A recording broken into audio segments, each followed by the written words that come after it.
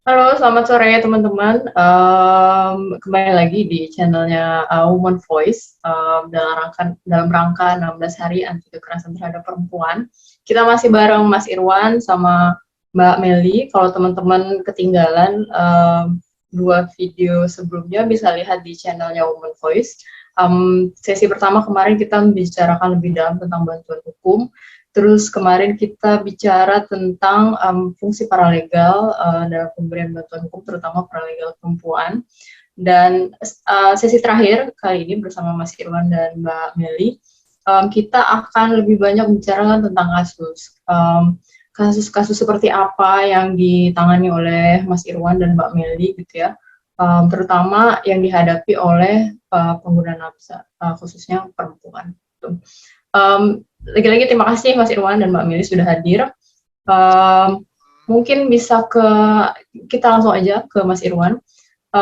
Nah, Mas Irwan, yang Mas Irwan tahu, bagaimana sih tren kasus perempuan pengguna nafsa gitu?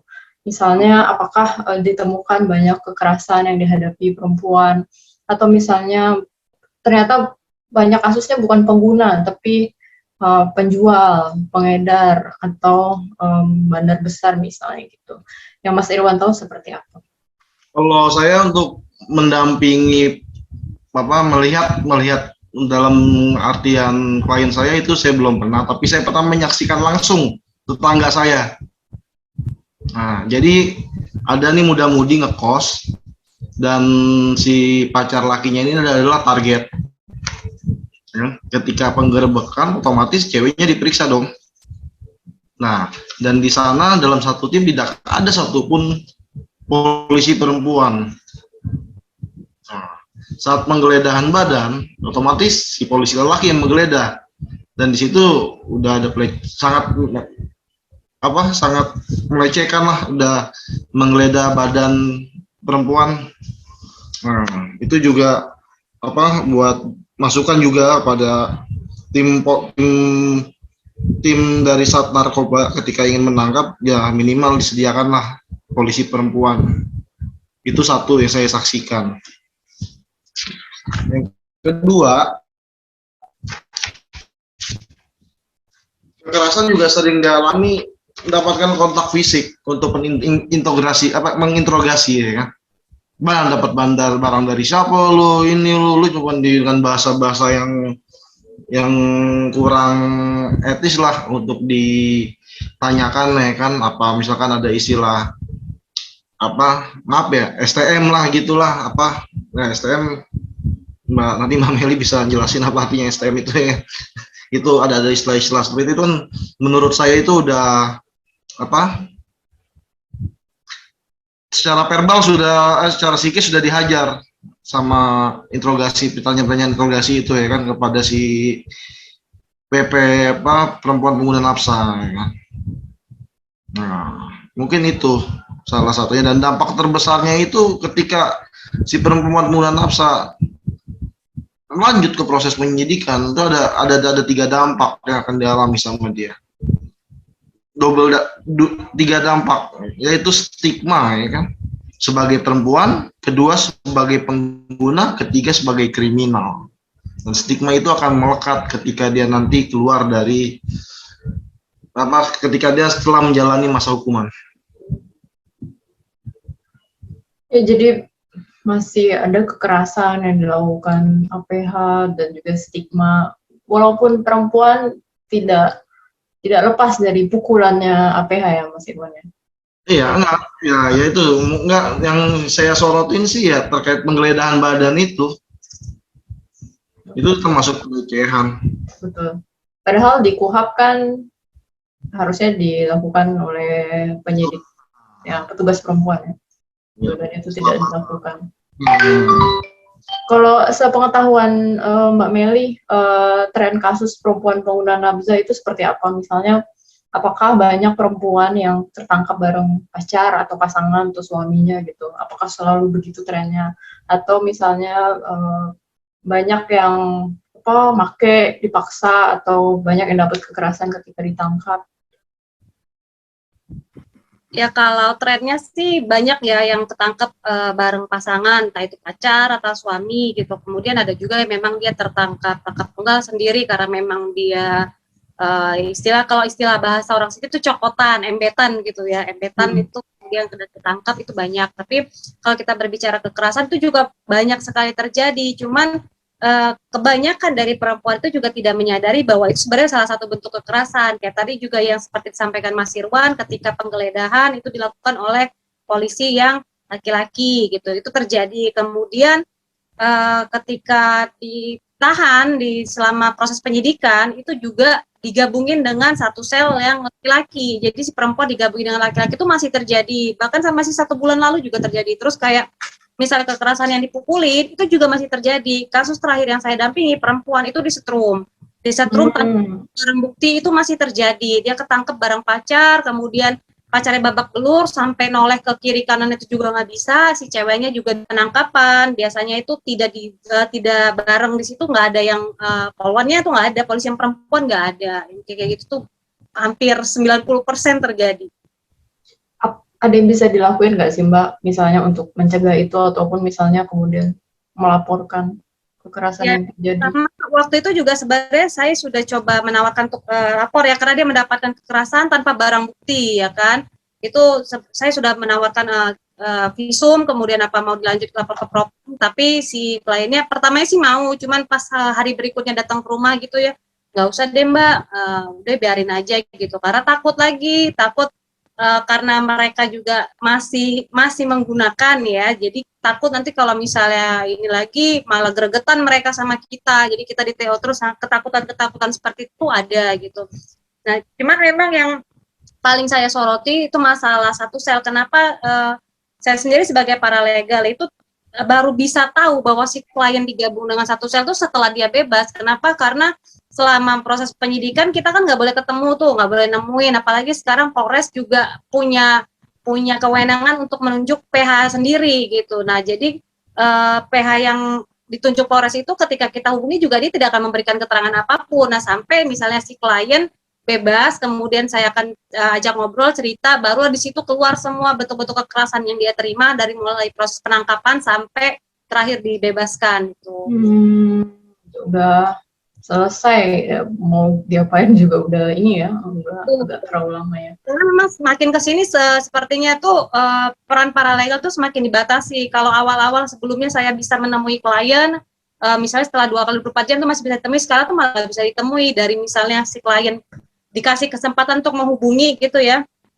Syukurnya sih beberapa klien di sini tuh yang udah terpapar informasi seperti yang saya ceritakan tadi, sebelum ketangkep kita udah ngasih edukasi gitu ya. Jadi pas ketangkep dia nggak langsung hubungin keluarga, karena kita udah kasih informasi bahwa lo nggak ada BB, urin lo positif, lo nggak akan bisa dipidanakan gitu kan. Kita kasih tahu ini seperti apa gitu, untuk syarat untuk memenuhi unsur pidana itu seperti apa. Akhirnya dia telepon, ketika telepon itu pun dia nggak bisa ngomong langsung saya nggak ada BB, itu harus di speaker, dan kadang tuh kedengeran banget tuh kayak kerampas, handphonenya tuh dirampas gitu. Jadi dia langsung hubungin paralegal, hubungin ke kita tanpa keluarga tahu. Cuman itu tadi kita nggak bisa ketemu karena si APH sendiri juga ke keluarga untuk minta uang, padahal sebenarnya si anak ini bisa bebas.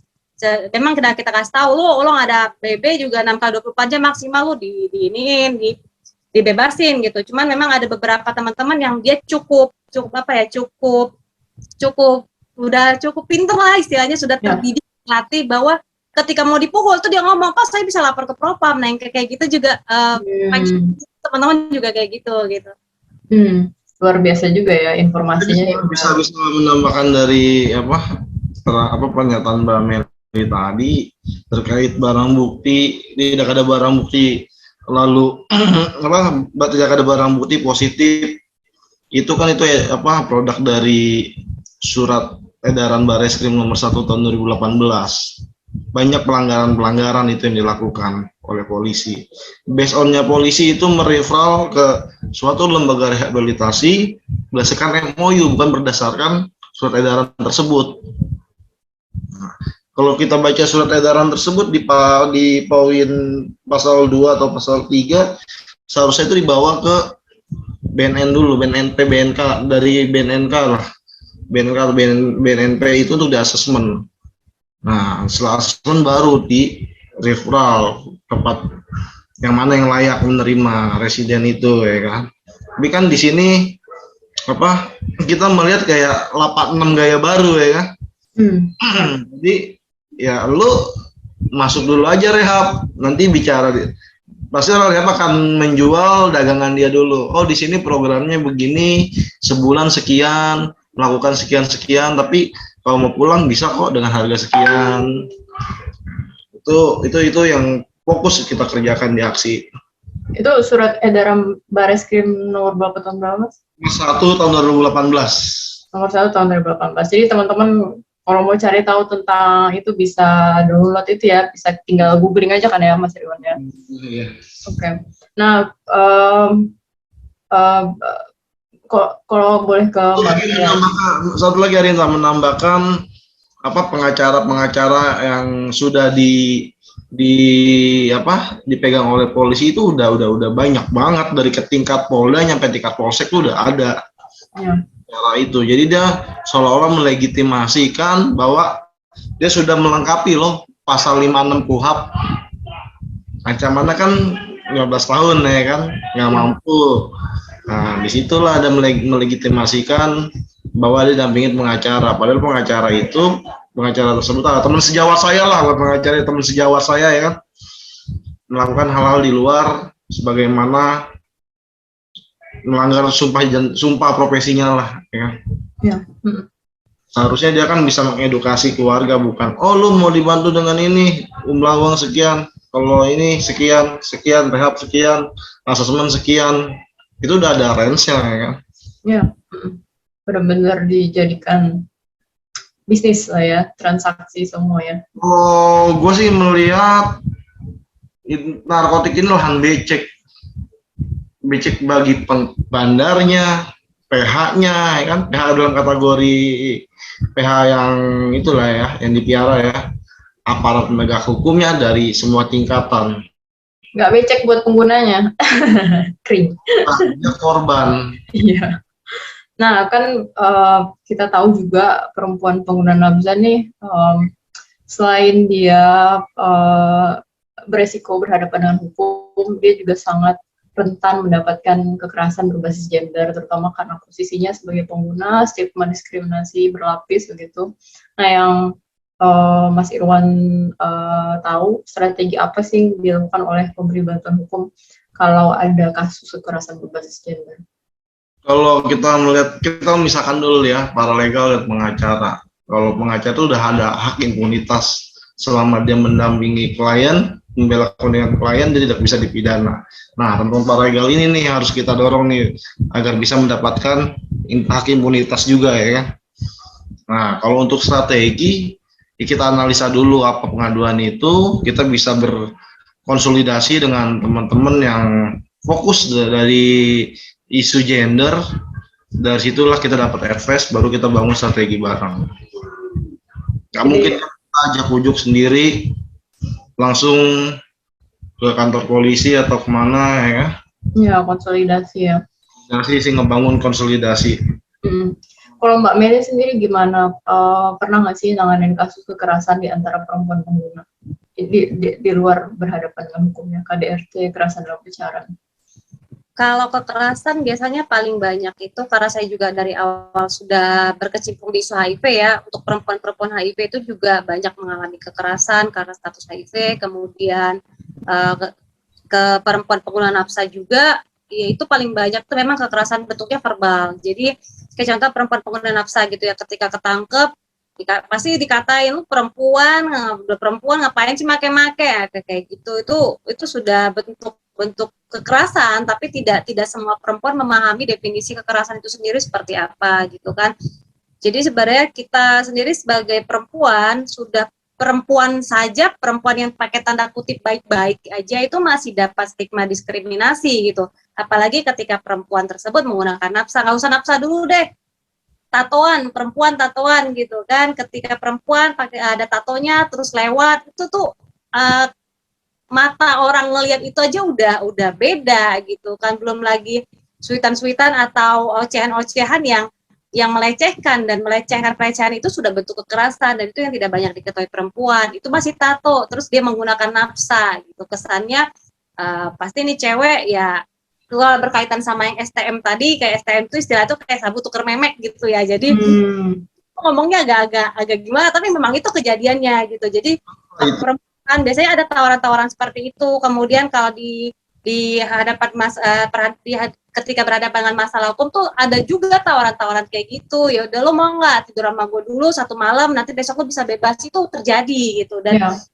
itu double. Jadi kalau kita bilang perempuan aja udah dapat stigma diskriminasi, ditambah dia perempuan pengguna nafsa, itu akan lebih diperparah lagi stigma diskriminasinya, labelnya itu sangat menurut saya sih sangat parah sih sebenarnya. Dan tapi tidak sangat disayangkan itu tidak banyak perempuan yang paham bahwa itu adalah bentuk kekerasan gitu. Jadi sehingga dia pun ya udah Kak. Dan kalau kita bicara strategi untuk penanganan kekerasan sendiri, sebenarnya ketika banyak kasus kekerasan ditemui dan saya dampingi, ketika ditawarkan misalnya ada hal-hal yang perlu ditindaklanjuti, misalnya diproses secara hukum gitu ya, kebanyakan perempuan tuh nggak mau gitu. Pertama, nanti makin banyak keluarga yang tahu, saudara-saudara, tetangga yang tahu, kemudian nanti jadi malah lebih ribet, terus ya udahlah sampai di sini aja. Jadi hal-hal yang kayak gitu yang kadang-kadang juga bikin gregetan juga sebenarnya gitu. Jadi sebenarnya banyak kasus kekerasan yang dialami tapi nggak mau diapa-apain ya. Mending cerai aja kalau KDRT dibanding harus melaporin suaminya ke polisi gitu. Tapi Mbak Meli, kalau misalnya ada kasus kekerasan nih dan nggak mau ngelapor, apakah solusinya misalnya mediasi atau akhirnya misalnya memilih berpisah gitu? Atau karena yang saya tahu kan paling sering dengan pasangan intim ya, atau ya udah dimaafin akhirnya gitu misalnya. Kalau kebanyakan sih kalau misalnya dia punya ketergantungan secara ekonomi, dia akan cenderung memaafkan. Apalagi misalnya ketika dia tuh posisinya benar-benar sebagai ibu rumah tangga dan pencari nafkahnya suami gitu ya, itu biasanya cenderung lebih memaafkan, ya sudah terima. Terus ada lagi alasan anak, kasihan anak. Padahal lebih kasihan kalau anaknya hidup dalam suasana yang penuh kekerasan gitu kan, itu juga sudah hak anaknya sudah terabaikan gitu. Jadi lebih sering banyak damai sih, karena upaya damai itu tidak hanya ditawarkan oleh keluarga sendiri, tapi ketika pun pernah juga mendampingi kasus mau diproses secara hukum nih, ini babak belur ya, dia udah siap, udah mau melapor, tapi di PPA-nya di Polres sendiri itu udahlah ya kan, ya, itu perempuan juga yang ngomong gitu. Jadi terlalu banyak upaya yang dilakukan oleh masyarakat ataupun penegak hukum untuk perempuan bahwa kekerasan yang lo terima tuh udahlah, nanti masih bisa, ntar juga berubah suami lo, ntar juga berubah pasangan lo, udah. Nah, dan kalau berkaitan dengan pengguna nafsa, saya rasa ketika mereka dapat kekerasan misalnya bentuknya fisik, itu sangat jarang mau melapor ke hukum. Kalau ini kita bicara dua sisi, dia perempuan pengguna nafsa tapi mendapatkan kekerasan. Ketika kekerasannya dia akan mundur. Kenapa? Kekhawatiran masalah nafsanya akan diketahui, jadi itu yang dikorek. Jadi bukan kekerasannya, bahwa lu si perempuan bandel ngapain make-make kayak gitu. Betul. Hampir nggak pernah ada yang mau kasusnya lanjut. Ya, sedikit nambahin juga Arinta, di Daily Shelter juga ada kan case seperti itu, ketika suaminya ditahan, istrinya diperkosa dan hartanya diperas. Ya. Jadi Serpang tuh belum lama ini. Dan baru-baru ini juga ada kasus ya yang viral ya Mas Irwan, kasus Ibu V di Karawang yang melaporkan suaminya karena menurut dia ngomelin suaminya karena selalu pulang mabuk-mabukan, justru dia yang kemudian dituntut pidana. Kalau menurut saya sih itu kita publik sudah bisa menilai lah bagaimana aparat penegak hukum kita itu. Nah, kalau dia kan dituntut itu kan ayat 1 junto pasal 45 ayat 1 junto pasal 5 huruf 5 Undang-Undang KDRT ya. Kalau kita baca pasal 5-nya, kekerasan rumah tangga adalah setiap perbuatan terhadap seorang, terutama perempuan. Kita bisa baca frasanya itu aja, terutama perempuan. Tapi di sini di kasus V kenapa kekerasannya ada di lelaki dan CV-nya jadi tersangka ya kan? Ya. Dan itu dijadi bahan tuntutan oleh jaksa ya kan? Nah, perempuan yang berakibat timbulnya kesengsaraan atau penderitaan secara fisik, seksual, psikologis, dan atau penelantaran atau perampasan kemerdekaan secara melawan hukum dalam lingkup rumah tangga.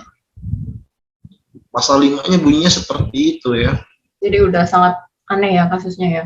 Aneh. Ini yang dikatakan perempuan, tapi kenapa si perempuan ini sendiri ya kan? Yang jadi tersangka ya kan? Nah, terus kembali lagi ke proses dari tingkat pertama. Nah, kalau yang kita tahu di tingkat pertama, setiap kita mengadukan ada konseling dulu. Layak nggak sih ini kasus jadi Dumas atau jadi LP ya kan? Nah, dari konseling itu nanti direkomendasikan ke SPKT. Nah, dari SPKT barulah mulai lidik ya kan? Nah, kenapa terus habis mulai lidik, pemeriksaan ya kan, proses penyidikan baru ada gelar. Ya udah, ini sangat lucu menurut saya. Pada proses penyelidikan ya kan, ketika pelapor diperiksa, terlapor periksa, saksi diperiksa dan digelar perkara, kenapa di gelar perkara itu ditetapkan sebagai tersangka ya kan? Padahal jelas pasal 45, pasal 5 itu teruntuk perempuan. Itu aja sih yang saya lihat. Dari penetapan tersangka gelar perkara lalu ke tahap P21 ke tahap 2 kan, nyampe ke persidangan itu 1 tahun. Itu sangat lucu menurut kami, menurut saya pribadi. Ya. Kayaknya agak jelek sinyalnya Mas Irwan, jadi sedikit putus-putus, tapi masih kedengaran kok tadi. Kasus Ibu V ini absurd sekali, tapi untungnya karena viral, jadi banyak dapat perhatian publik, jadi ada yang dilakukan untuk kemudian mengevaluasi kasus itu. Nah, sebenarnya Pak, aparatnya juga sudah kena sanksi ya dari penuntut umum ya, itu salah satu, yaitu kita apresiasi lah untuk para pimpinan yang sudah tegas memberi sanksi untuk anak buahnya di bawahnya. Sebenarnya banyak banget yang masih mau saya tanyain dan diskusiin, tapi karena waktu sudah berakhir gitu ya, mungkin di lain kesempatan bisa kita lanjut. Terima kasih banyak Mbak Meli sudah menyempatkan diri untuk hadir di diskusi yang sekarang, sangat informatif dan sangat seru gitu diskusinya. Terima kasih juga untuk teman-teman yang masih setia buat mendengarkan diskusi-diskusi kita. Setelah ini masih ada diskusi lainnya yang bisa teman-teman lihat besok. Jangan lupa untuk bisa menambah subscriber Women Voice dengan like dan subscribe, dan juga komen apapun yang teman-teman mau sampaikan di komentar.